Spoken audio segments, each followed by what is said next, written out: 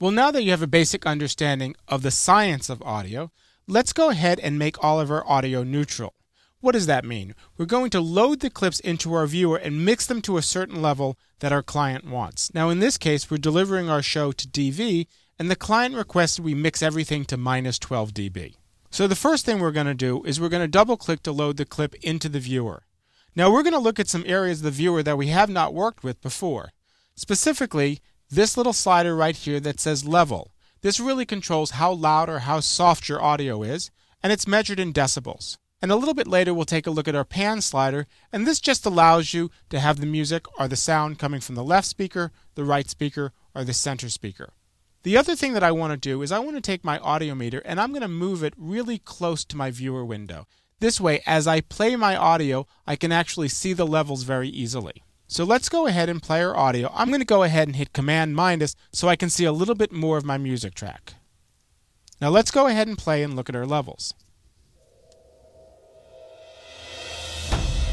That first hit's pretty loud, so I'm going to go ahead and bring my audio levels down to about -10 dB, and let's go back and play that beginning again.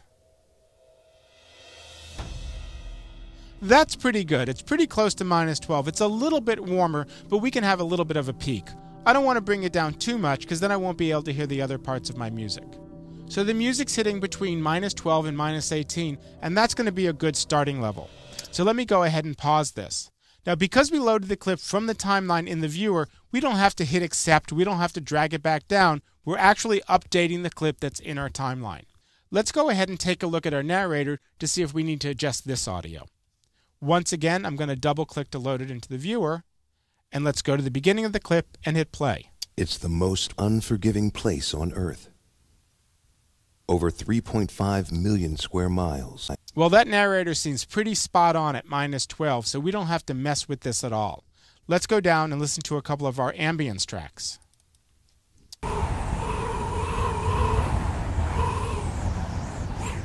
I can tell right off the bat that the ambient sound associated with this clip is too loud.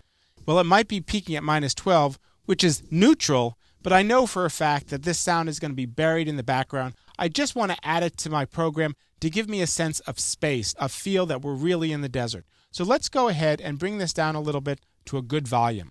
I'm going to go to my in point by simply hitting the up arrow key, press the play bar, and bring this down.